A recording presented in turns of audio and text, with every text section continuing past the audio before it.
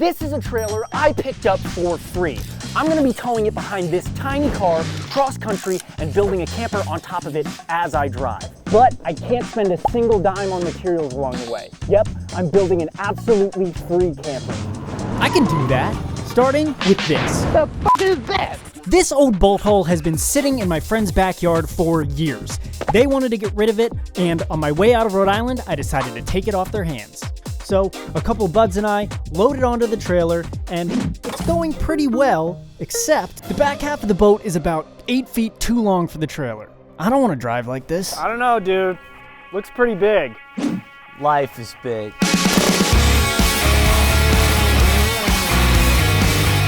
This is my brother Fritz. Should I be wearing a mask? And although he might not be the king of safety, he is the king of redneck ingenuity.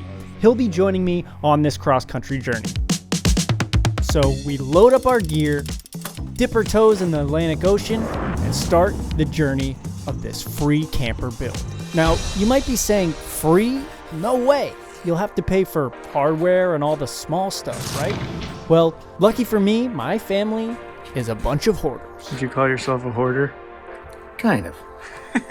So we're grabbing a bunch of materials from home and tapping into some of our hoarder family and friends along the way. What free goodies await? Only one way to find out. Stop number 2 is Connecticut. We're stopping at my friend Tim and Spivs to see what kind of crap they got. In the basement, they've got this door we can use, and when we poke around in their shed, we see this. There's a big pile of wood in there. Oh, you got shingles! Yeah. Shingles are really hard to find for free. We got our shingles, our door, and our wood packed up, and we're heading to our next stop, my uncle's in Lehighton, Pennsylvania. And before we hit the road, we do a little scouring on Craigslist, and we find this free window.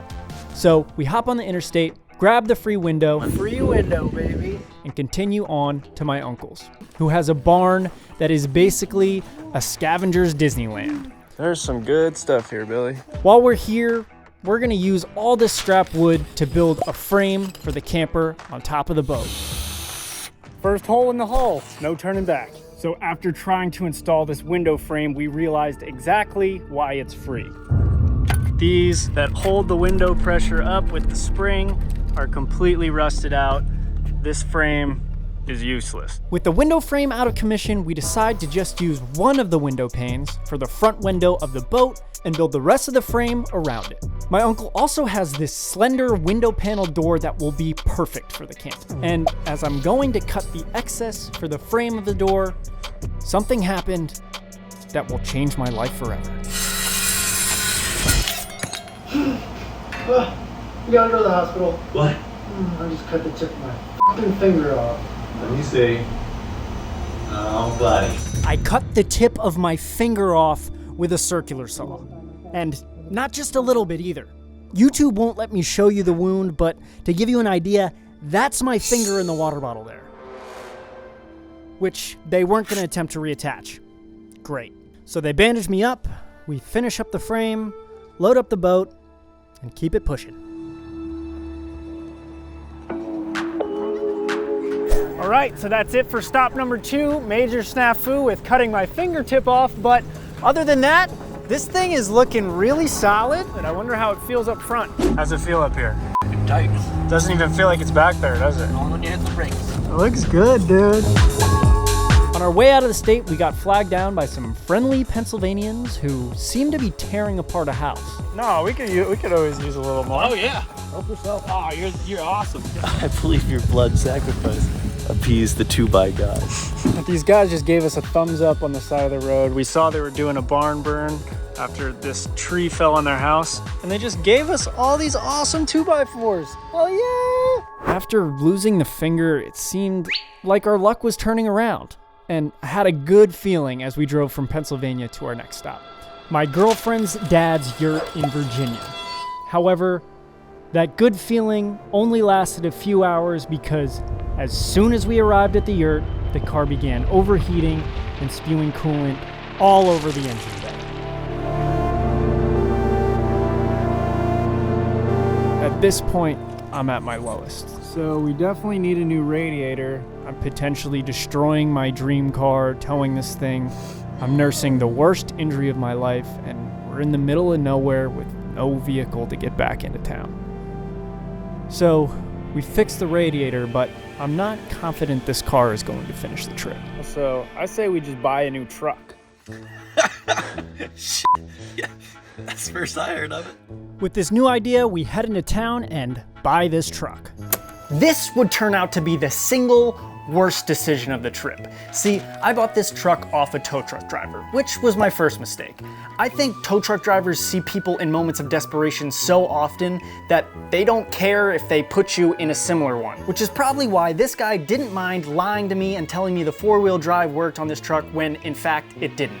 And why he probably didn't bat an eye when he taped over the message center of the gauge cluster that tells you if anything's wrong with the car. All stuff that I would have noticed if he wasn't rushing me through the test drive because I was in a moment of desperation and bought this truck on a whim, which is the main takeaway. Just don't buy a truck out of desperation.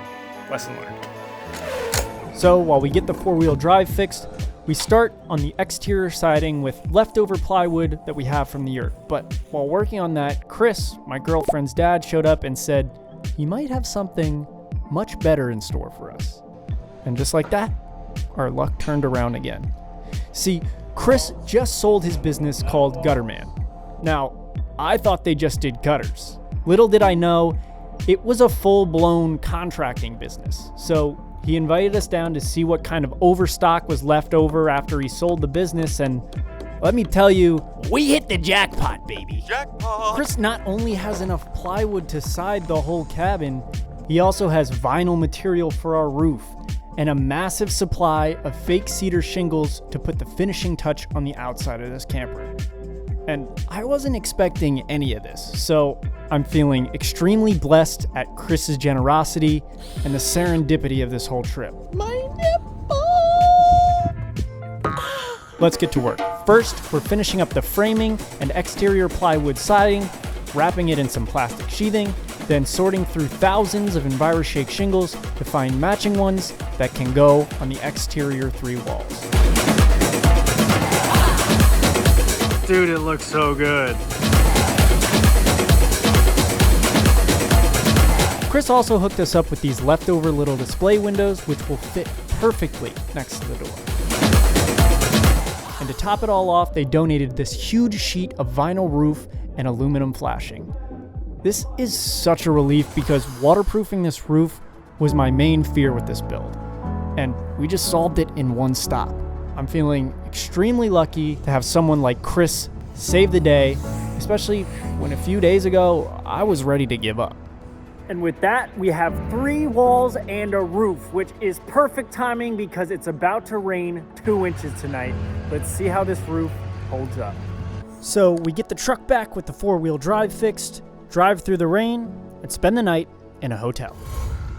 So we got about 2 inches of rain last night, but inside the cabin, it is bone dry. There's no water in here, which means we did a great job sealing up this roof. Our next stop is Asheville, North Carolina, but before we can hit the road, we notice something bad.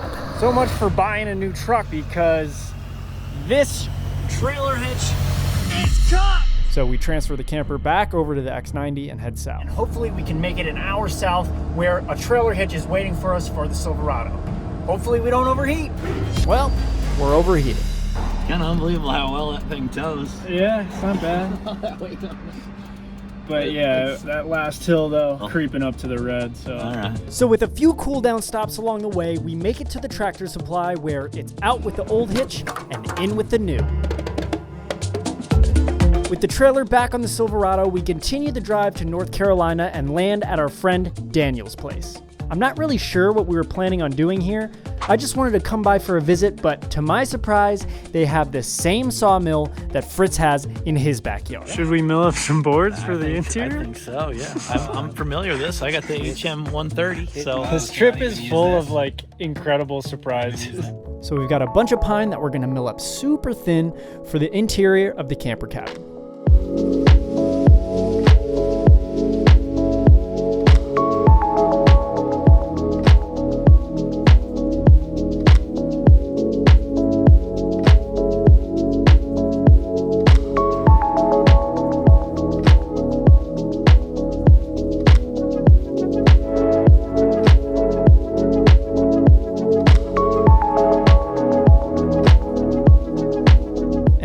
the end of it, we have about 30 boards that are looking and smelling incredible. But they're not quite ready to install. We still need some insulation, so we're heading from North Carolina to Charleston, South Carolina to stop by my buddy Jeff's house. This is Jeff. Dude! How'd you do that? Circular saw. Just a bit off the top, huh? Yeah, just a little. Jeff built out a van a few years ago, and he has a bunch of leftover materials, including this non-toxic wool insulation that he's giving to us. Should be plenty to insulate the walls and the floor. Now it's off to Savannah, Georgia to link with some friends and make some music. Making a song about chopping my finger off. Chop it up, chop it up, chop them all off, yeah. Don't need my fingers, I chop them off. After creating that masterpiece, we set our sights on Florida to stay with my sister and continue working on the camper. Or so we thought.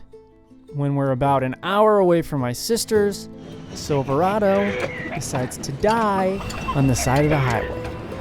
There's a fuel leak, and the engine is sucking air through the fuel lines. The truck does not want to start. So we call AAA and wait over 2.5 hours. But they never come. And after the truck magically starts up again, we decide we're going to limp it to the nearest Home Depot to fix the hose with a little bit of rescue tape, which works for now. And we're able to get the car to my sister's on the east coast of Florida for some much needed rest. Our mission while in Florida is to get these floors sorted. We're replacing a few of the more damaged ribs and making them flush with the bottom to help keep the water out of the cabin when it rains out on the deck. Yeah, this thing's gonna have a friggin' deck, dude. Wait till you see my deck! And for the boards, we're gonna be using the original wood floors from the boat, which we planed up and have a super nice raw finish.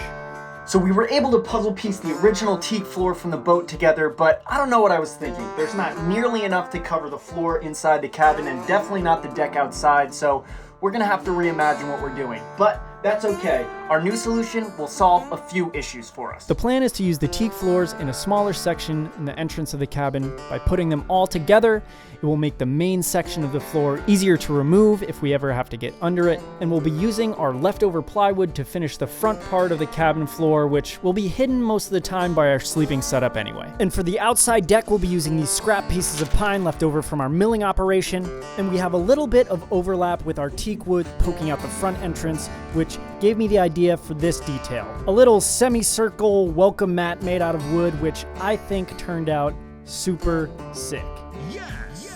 Nice, right? Yeah. That's awesome. Mother approved! Really nice. Gives a nice symmetry. Then I move on to insulating and getting the pine boards up for the interior paneling. We're doing a board and batten method, but saving the batten addition for later when I have access to a nail gun. And with those up, we move on to the door, which I measured once and cut once, which resulted in the door being too short. Or so I thought.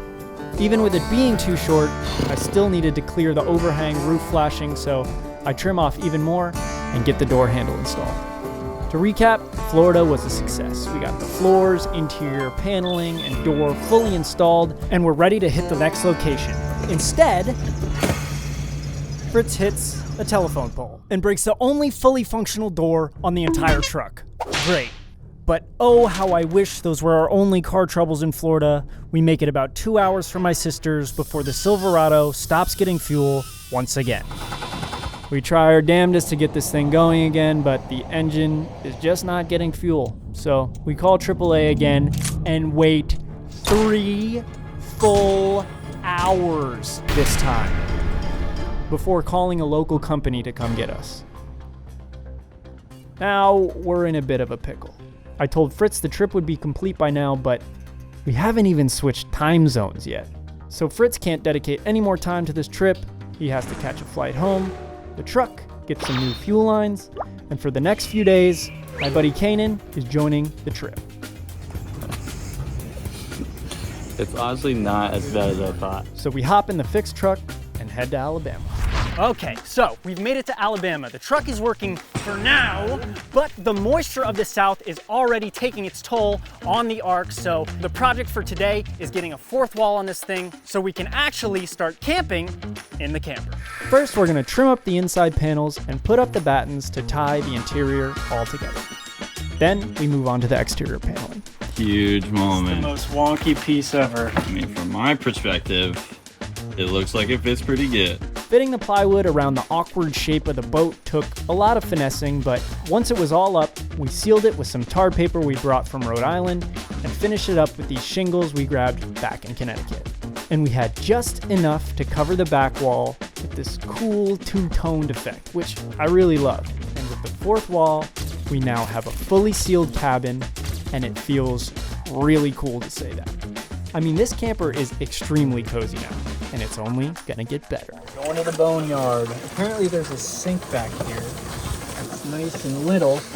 It would be perfect, I think. I say the same. It's a baby.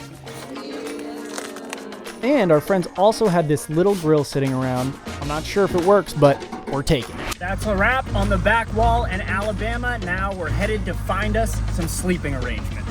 So we find this free futon on Facebook Marketplace, and we're gonna go pick it up, but on our way, Come to me, baby. Come on. the truck starts cutting out on the highway again. Stay with me here. We're gonna keep it steady. But this time, the issue is electrical.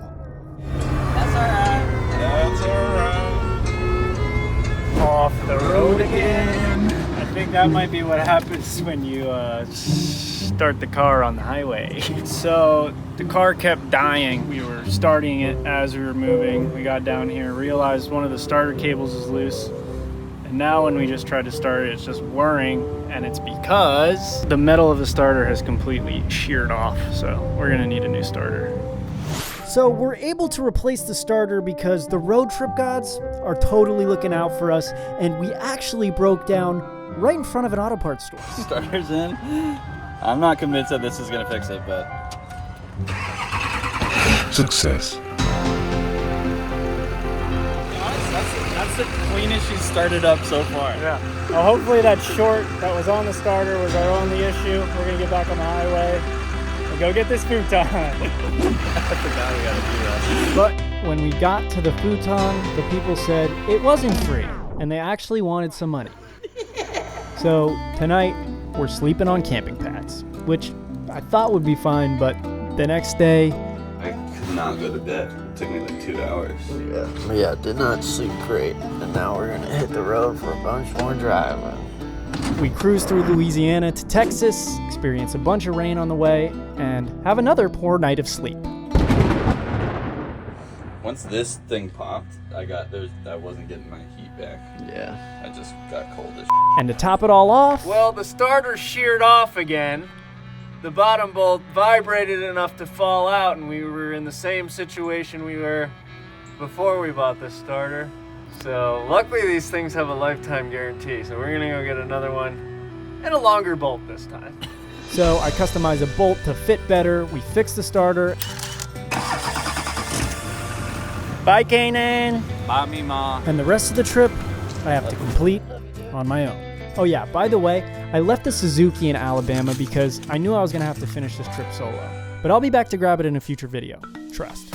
First upgrade in Texas is this futon mattress I found on Craigslist. It's stained and it comes with a broken frame, but she's free. So I stuff it inside and gear up for my first solo night in the camper. I think with this futon mattress, I'm gonna sleep real nice. Good night. Slept like a baby. Next Texas upgrade are these cabinets, which I'm praying will fit somewhere in the camper, but they don't. I'm not worried though, because my buddy Gianni has a sick woodworking workshop here, within which we're gonna be customizing these guys to fit. So we cut them in half and reframe them up with some of the scrap wood Gianni has laying around the shop. And while I do that, he's working on this little mirror that's going on the driver's side cabinet. And with just a few screws, I bolt these things up in the cabin, and we now have some very useful storage space, which you can never have too much of. Next, we need a surface in the camper, so I pick up this desk for free. Unfortunately, it's a little too big to get through our skinny door, so I gotta chop it up to get it in. And chop it up even more to get it to fit atop the boat gunnels, which I was able to do fairly well. I also had to customize the drawers to fit according to their new depths. So with a lot of trimming, this desk was now ready to be bolted in to its new home. That ain't going nowhere. I mean, kinda. The drawers do go somewhere in transit. I'll have to figure that out somewhere down the line. For now, it's bye to Gianni and bye to Texas and onward to New Mexico.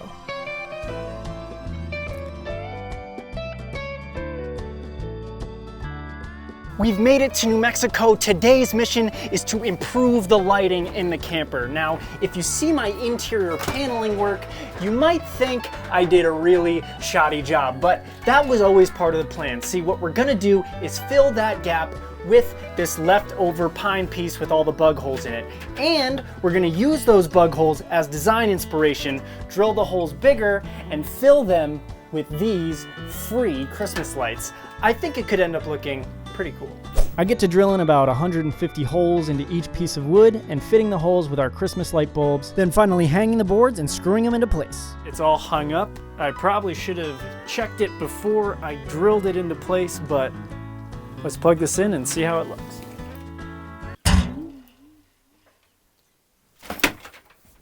Fuck. And that's why I said that. Damn it. So I take down the boards and try to rewire them, quickly lose motivation, and I'm gonna finish this job up at my next stop in Santa Fe. We're at my friend Flo's house here where we rewire and fix our Christmas light display. And there you have it, the lighting is done in the cabin. Honestly, not super psyched on how it turned out. It turned out less like classy Starry Night, more like Child's Light Bright, but while I was finishing up the wiring on that, I also did these two little box sconces here that I think turned out pretty good. I'll clean up some of this with some trim and hopefully I'll get access to a nail gun later so I can tighten some of that up. I used some of the old trailer wiring and I was able to hide that wire pretty well. I have to do the same on this, but I think the lighting in here looks pretty good. Nice. Before we leave Flo, she gives me these pots and pans and some propane. I burn the rest of the futon mattress frame and I hit the road. But right outside of Santa Fe, the wheel of this stupid truck starts shimmying like crazy. What's happening? And I get out to see the passenger side brake caliper is smoking. So I head to the closest AutoZone and attempt to do my first brake job ever, which seems to go fine. So I hop back on the road. Well, wouldn't you know it, it's happening again. The wheel is shimmying, and it's probably the other caliper giving out. I'm so fucking sick of this car. I guess this is why you do both fucking calipers at once. Fuck. But as I go over to the other side, but it's this side too, so I did all that for no reason. There's a bubble somewhere in the brake system that's seizing up the calipers, and I'm not equipped to solve this myself. So the plan now is to limp this thing to a brake shop that opens tomorrow because it's Sunday. So we're here in Taos. I spent the night last night, and we're gonna have the professionals bleed my brakes properly, and while they're doing that, I'm going to see if this grill that we got for free actually works. We got some propane from Flo in New Mexico, so let's get this thing connected and see if it works. We have fire! I'm gonna clean this thing up, and then tonight, cook us up some dinner. After we get the brakes bled, they stop acting up, and we make it to beautiful Colorado, where we'll be staying with my friend Corey in Denver. Check that out. What? So in her neighbor's driveway, I cook up some dogs and some skewers, and life is feeling pretty sweet. Well, bone apple teeth. Now we're camping, baby. But if I've learned anything on this trip, it's that feeling never lasts. Well, the time has come, folks. So far, we've only spent money on the car. We haven't spent a single dime on the camper, but those days are over. Last night, when coming into Colorado, I hit a dip at speed a little too fast. I noticed this was a little cattywampus when I came in, but this morning, I realized why that is. These two pieces are moving individually from each other, because on that dip, we split the metal here. The rust and the weight just got to be too much. We're gonna have to get this thing welded. Who could have predicted this? About to ship off and noticed this was a little crispy. Easy, don't kick it. Don't kick it. The sock, there, all right. So I take out all the flooring and the desk from the interior and bring the camper down to the welders. And after I drop it off, I notice the bed of the truck is sitting a little lower than usual. And that's because the fucking rear shackle from the suspension also gave up on me. And not just one of them either. Oh my god. It's both sides. Can anything go right with this fucking truck? I have no choice but to get these repaired, and while the trailer is getting welded, I'm gonna put the finishing touches on the floors.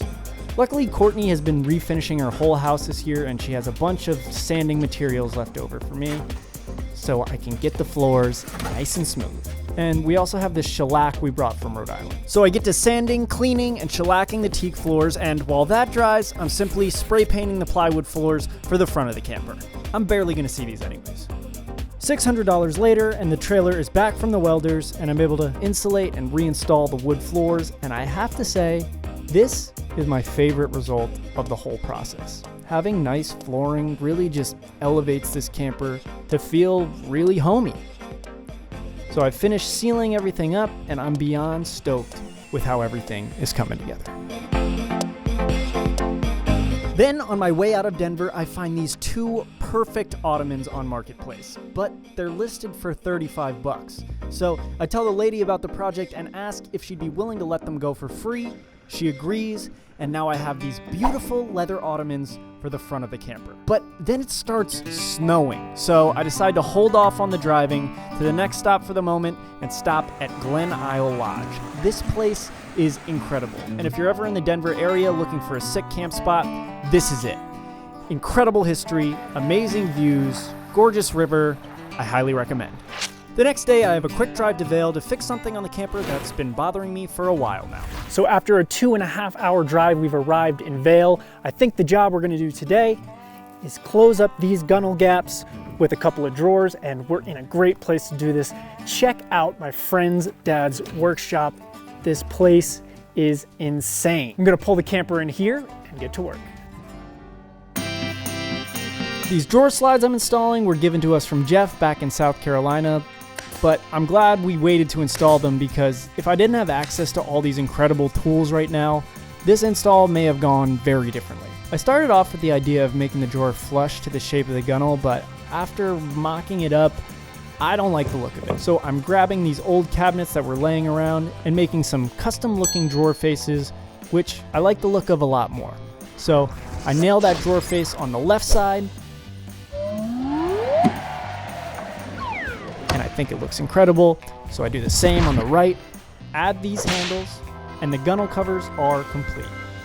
I strap them down with bungee cords while I'm driving, just in case. So with those complete, I head from Colorado to Utah to find my next camp spot, but the road has other plans. Well, wouldn't you know it, I'm about 25 miles away from my campsite. So I stopped for some food at the 7-Eleven, and now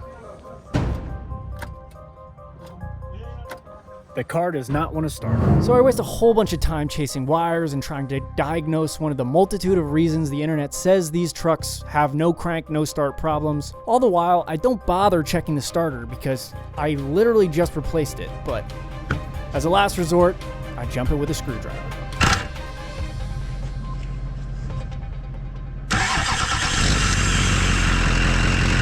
There you go, the old screwdriver trick, motherfucker!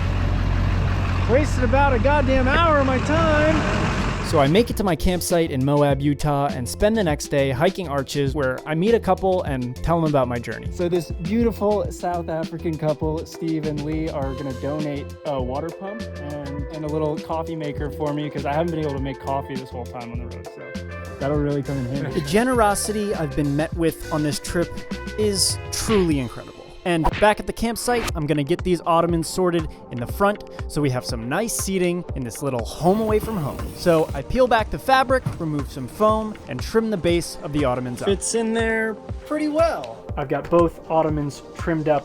Ever since I saw these things, I thought they'd be perfect for the front of this cabin with just a little bit of trimming and taking the foam out. I have a feeling they're gonna be perfect. Let's see if I'm right. Come on, baby. Come on. I was wrong. I think we're gonna have to trim a little more. I trimmed and trimmed, as well as made some room for them to sit flush on the bow of the boat. With all those things out of the way, Let's see if our seating fits in nicely. Oh yeah. Oh yeah. Yes! Oh, I like that a lot. I don't know if my original table plan is gonna work now, but we'll figure that out at the next stop. And that next stop is Ephraim, Utah, to visit Robbie Layton. Robbie is just a peach and a brilliant creator, and if you like cool car builds, go check him out. He's who did the incredible paint job on the X90. And here we are walking by the original X90 and one of the sickest Broncos ever to the scrap metal car to grab some materials for the bracket of our table that's going between the two seats we just installed. These are the pieces I pulled, which I'm trimming up, grinding the rest off, and welding them together, then hitting them with a little black spray paint. This piece of live edge board was something that's been with us since Rhode Island. My brother cut it there and finished it off, but it didn't quite hold up to the trip very nicely, so we're gonna cut it at this dead point and test fit it from there. And with just a few screws, we now have a beautiful live edge table that we can eat on. So we ship off from Robbie's, and on our way to my campsite, I saw a couch on the side of the road. The pillows didn't stink, so I grabbed it. And this is why I love camping in Utah. This campsite is completely free and literally right on a river. Doesn't get much better than this. Sitting here in front of this river with this little house that I've built, sitting next to the fire, eating a struggle meal, it just feels really cool. The next morning, I make some coffee with our newly donated coffee pot and take some time to sit by the river. I'm feeling super grateful that you guys are along this journey with me, and if I could invite you to hit some of the buttons below to help share this video, that would be absolutely incredible. This is my first YouTube video, and I want to do more, so anything you can do to help would be really awesome. Now, I set my sights on our next Utah stop at Matt's Off-Road Recovery. Matt checks out the camper and lets me use his tools to pull out the broken starter. All right, so I've ripped the starter out for the third and hopefully the final time, praying to God that this is the last thing we'll have to do to this truck before we cross the finish line in Los Angeles. And with the newest starter in the car, it's off to find a campsite. So I asked Matt for a nice camping spot, and he suggested this place called Mesa Road. And I should have guessed that he was gonna send me to some spot way off the beaten path. I don't know if I'm gonna be able to turn around up here. Okay, driving on the road, this thing hasn't felt too top heavy, but seeing it off-road, oh man. She's wobbling. Oh, brother. All right, we've made it up to the mesa. This place is really sick. So I get on the roof to enjoy the spectacular views that Utah has to offer. Camping up here literally makes every struggle along the way completely worth it. All right, Matt's suggestion made me nervous at first, but I mean, these views are insane.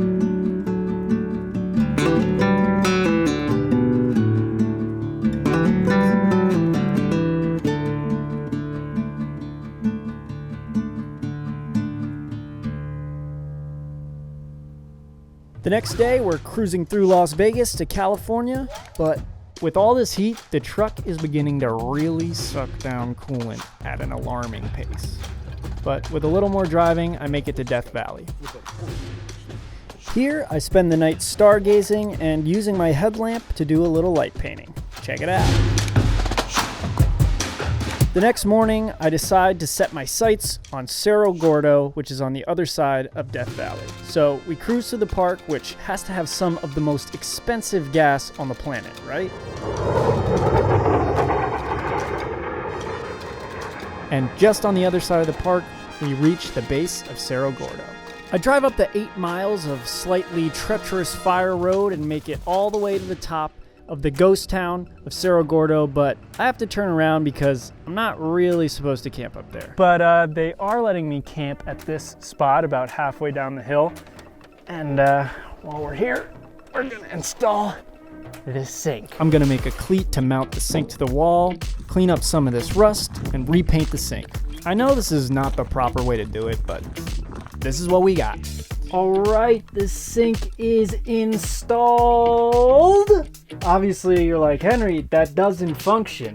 It was super hard. I tried the whole time to find plumbing stuff that would work with what I have. It's just so hard to find for free. And besides, I don't want to drill into this with some temporary fix. If I'm gonna drill into the gunnels, I want to do it right, and I want to do it once. Look at this sunset, baby. Wow. Last day on the road, next stop, home base, Los Angeles, baby. And I arrive perfectly in time for my friend's birthday, where I get to show off the build to some homies. That's insane! Can we go with the bag? Yeah, absolutely. We're getting the grand tour. Take all of these. Yeah, I built this. Well, I mean, kind of. And my girlfriend. Shut up! No way. Shut up, can I move in? But this trip is not over. We've got one more thing to do to seal this trip in history. Since we drove this rig all the way across the US, and on the East Coast we dipped our toes in the Atlantic Ocean, it's only right that we do the same in the Pacific. We made it to the Pacific Ocean. It didn't cost us $0. It cost us $600, but what are you going to do about it? Oh, God. Oh, God.